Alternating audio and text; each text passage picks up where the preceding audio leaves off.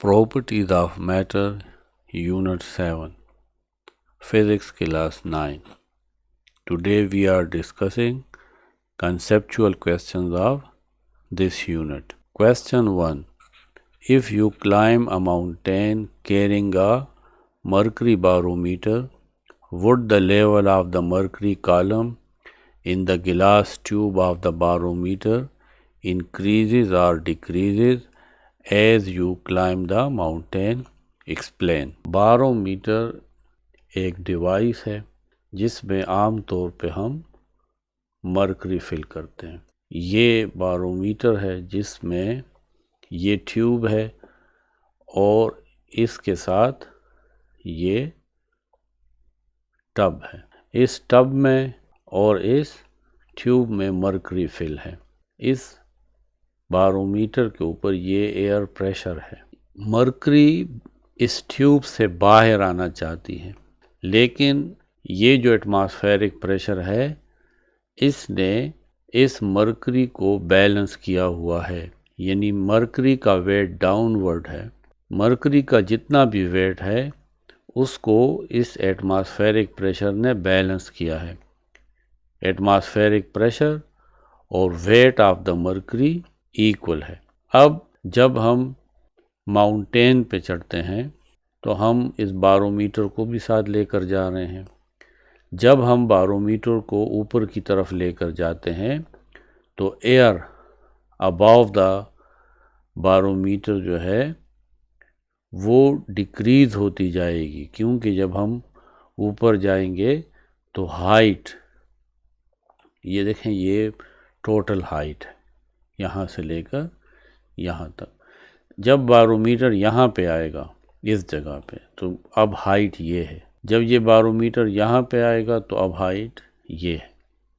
तो जितना बारोमीटर ऊपर माउंटेन पे जाएगा तो ये जो हाइट है ये कम होती जाएगी, यानी एयर प्रेशर कम होता जाएगा।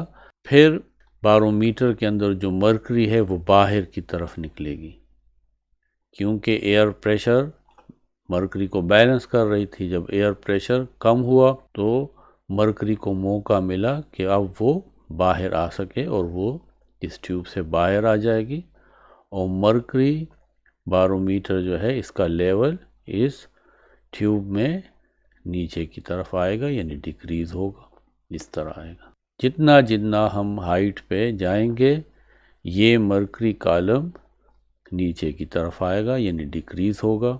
अगर हम फिर माउंटेन से नीचे की तरफ आएं तो जो हम नीचे आएंगे तो ये हाइट जो है ये इंक्रीज़ होती जाएगी।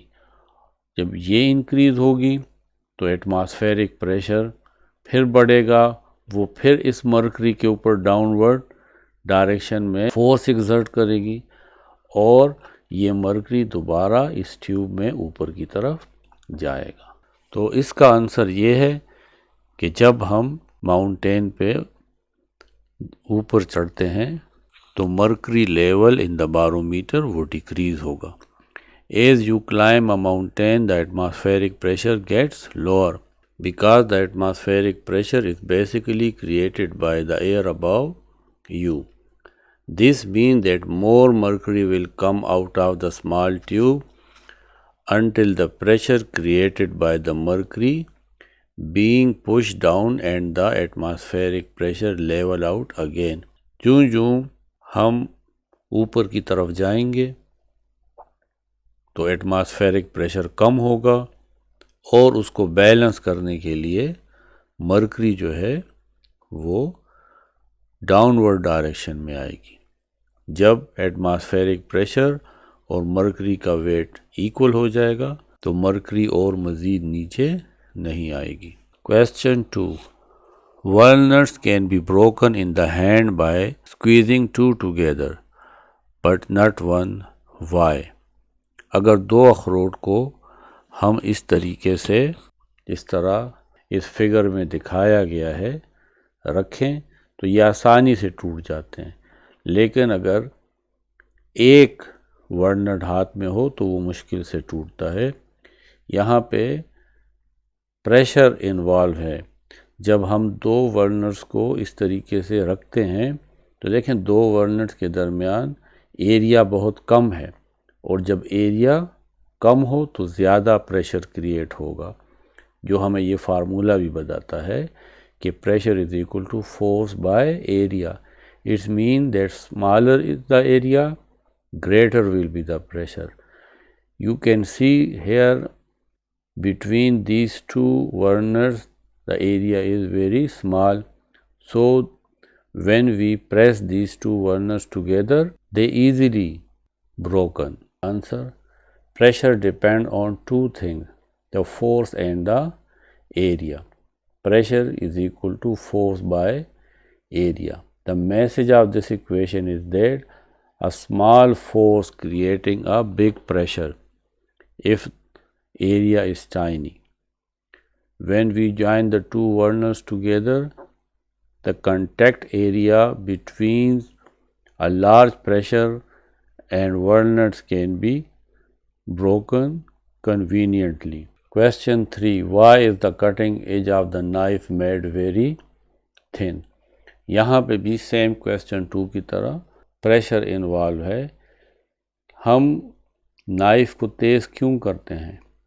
इसकी वजह यह है कि जब हम नाइफ़ को तेज़ करते हैं तो एरिया ऑफ द नाइफ़, वो जो कटिंग एज है उसका एरिया कम हो जाता है, और जब एरिया कम हो तो इस इक्वेशन के मुताबिक ज़्यादा प्रेशर क्रिएट होगा.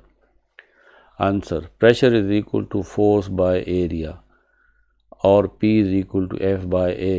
From equation 1, it is clear that smaller the area for a given force, the greater will be the pressure.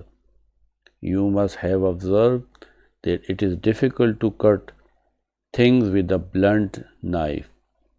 Blunt mean जिसका एरिया ज़्यादा हो, जो चीज़ों को आसानी के साथ काट नहीं सकती. Because the area of the blunt edge of the knife is more and the pressure over this area is less as compared to the large edge. That is why the cutting edge of the knife made very thin for obtaining greater pressure by less force. Question 4. Why water tanks are constructed at the highest level in our houses? घरों में जो tank, पानी के tank होते हैं, टैंकियाँ, वो बहुत height पे बनाई जाती है.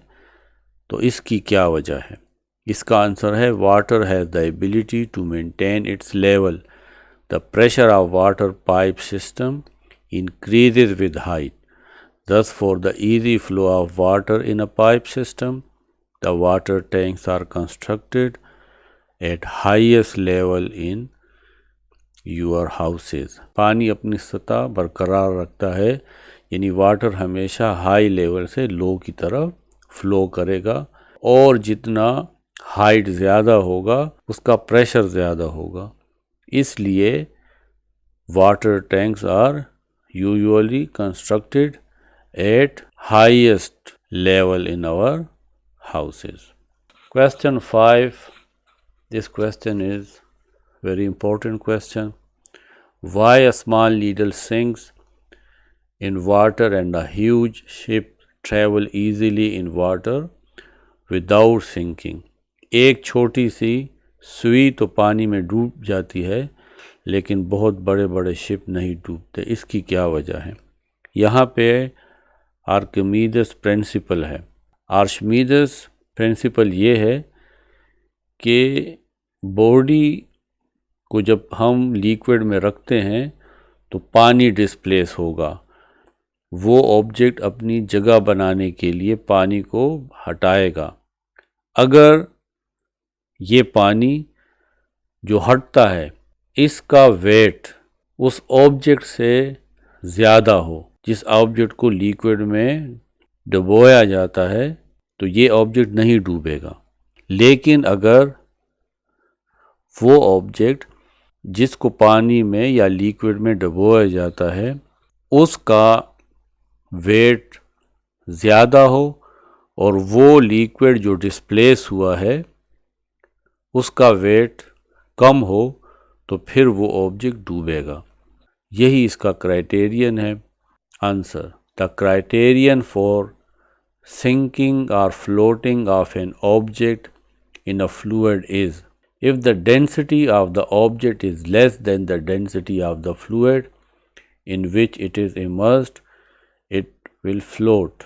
इसको हम एक और तरीके से भी कह सकते हैं कि वो ऑब्जेक्ट जो लिक्विड में डूबता है उसकी डेंसिटी अगर कम है और लिक्विड की डेंसिटी ज़्यादा है तो वो ऑब्जेक्ट नहीं डूबेगा। जिस तरीके से वुड है, वुड की डेंसिटी कम है और वाटर की डेंसिटी ज़्यादा है, इसलिए वुड पानी में नहीं डूबता। यहाँ क्वेश्चन ये राइज होता है कि फिर शिप जो लोहे से बना है उसकी डेंसिटी तो पानी से ज़्यादा है, फिर शिप क्यों फ्लोट करता है? शिप की एवरेज डेंसिटी पानी से कम बनाई जाती है, इसलिए शिप लिक्विड में नहीं डूबता। Ship have a huge quantity of iron and wood. In spite of its huge weight, we see that a ship floats in water. The reason is that a ship has a large volume and its average density is less than the density of water. The upthrust on the ship is proportional to its volume. Ship पे जो upthrust लगता है वो ship के wait के equal है, इसलिए ship पानी में नहीं डूबता। Only that much portion of the ship is immersed in water that makes the upthrust equal to entire weight of the ship. Ship का उतना ही हिस्सा पानी में डूबता है जितना अपथ्रस्ट उसको बैलेंस करता है। यानी जब शिप को पानी में रखा जाता है तो शिप अपने लिए पानी को हटाएगा और जितना पानी वो हटाएगा उतना ही ज़्यादा अपथ्रस्ट लगेगा। अब जब शिप को रखा जाता है तो वो अपने लिए पानी हटाएगा और अपथ्रस्ट लगता जाएगा। जब शिप का वेट और अपथ्रस्ट आपस में इक्वल हो जाएं तो शिप मज़ीद नीचे नहीं जाएगा, क्योंकि यहाँ अब उसने उतना पानी हटा लिया है कि अब जो शिप पे अपथ्रस्ट लगेगा वो शिप के वेट के इक्वल है और शिप और पानी में नीचे नहीं जाएगा। On the other hand the needle mass per unit volume means density, mass per unit volume means density is greater than upthrust. That is why needle sinks in water. Needle की density पानी की density से ज़्यादा है। Needle जितना पानी अपने लिए हटाता है उसका वेट नीडल के वेट से कम है, इसलिए नीडल पानी में डूब जाती है। Explain how and why camels have adopted to allow them more easily in desert condition. Camels desert में सहरा में आसानी के साथ ट्रैवल करते हैं, उनके पाँव रेत में नहीं धंसते। यहाँ पे भी pressure is equal to force by area involve है, क्योंकि कैमल के जो फुट हैं, जो उसके पाँव हैं, उसका एरिया ज़्यादा है।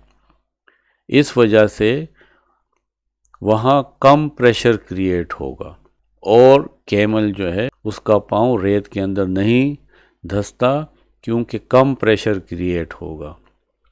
Answer: pressure depend on two thing, the force and area. Pressure is equal to force by area. This equation gives us information that a large force might only create a small pressure if it is spread over a wide area. Also, a small force creates a big pressure if the area is tiny. Camel feet are wide.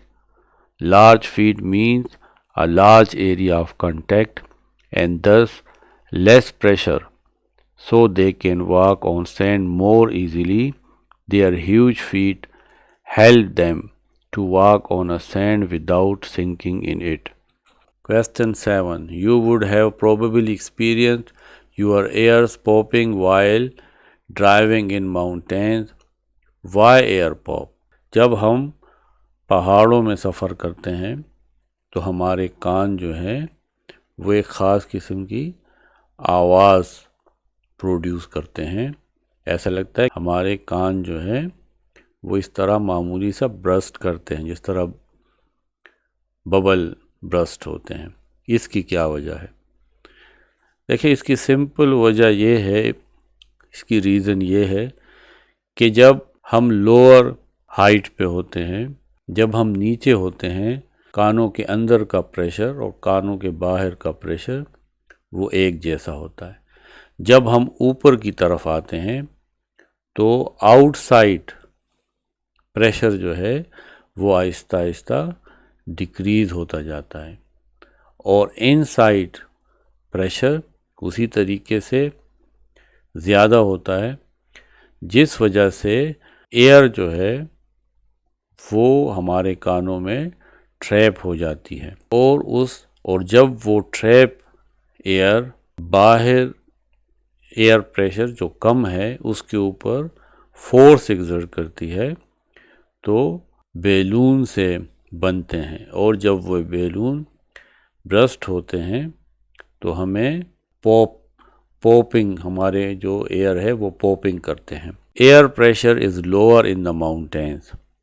The air inside your ears take a while to adjust to pressure change, and unequal pressure can cause discomfort in the air both when ascending and descending.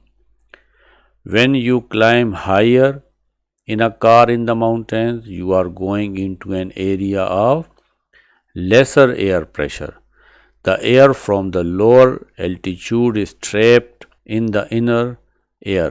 If it cannot escape, you will soon have an air ache caused by the eardrum being ballooned by the higher pressure inside. When your ears pop while yawning or swallowing, your eustachian tubes are adjusting the air pressure in your middle ears. You can also write this simple answer. As you go up or down, the atmospheric pressure changes, and the popping is the inner air adjusting to the pressure change. Question 8. If you filled an airtight balloon at the top of the mountain, would the balloon expand or contract as you descend the mountain? Explain. अगर हम balloon को top of the mountain air से fill कर दें और फिर हम mountain से उतरें तो बैलून एक्सपेंड होगी या कंट्रैक्ट होगी? जब हम नीचे की तरफ आएंगे तो एयर प्रेशर आउटसाइड जो है वो इंक्रीज़ होता जाएगा। इनसाइड प्रेशर जो है वो तो फिक्स है क्योंकि बैलून जो है वो एयर टाइट है।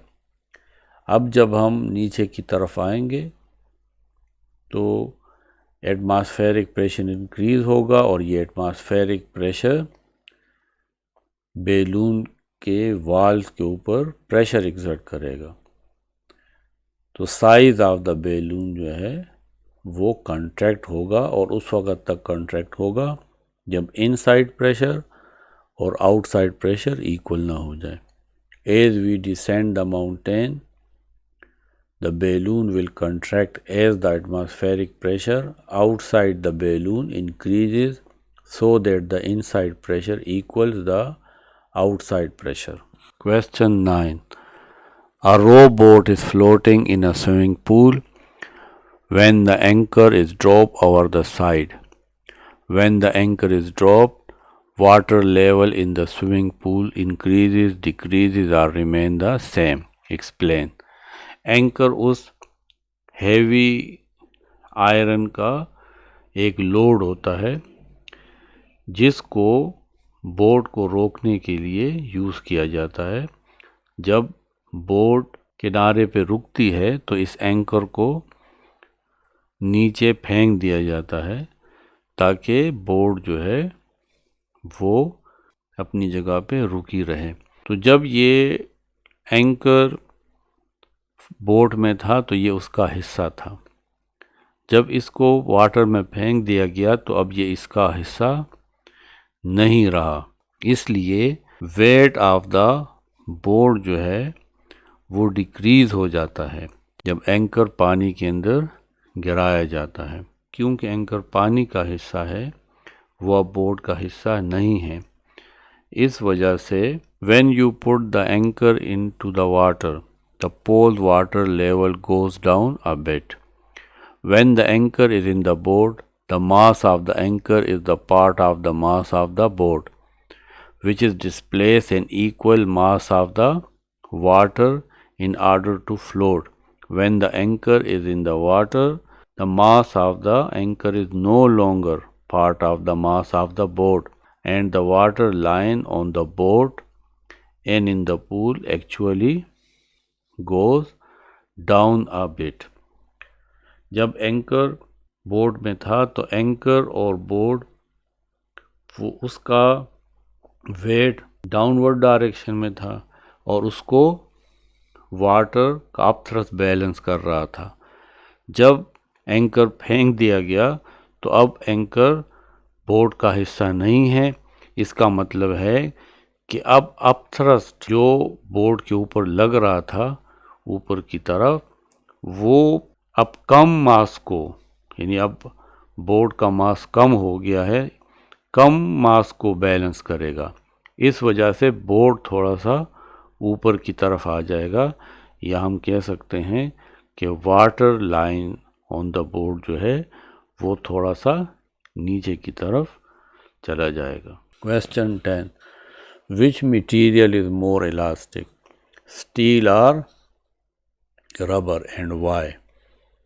Elasticity is the property by which a body regains its original dimension or size or shape when the deforming force is removed.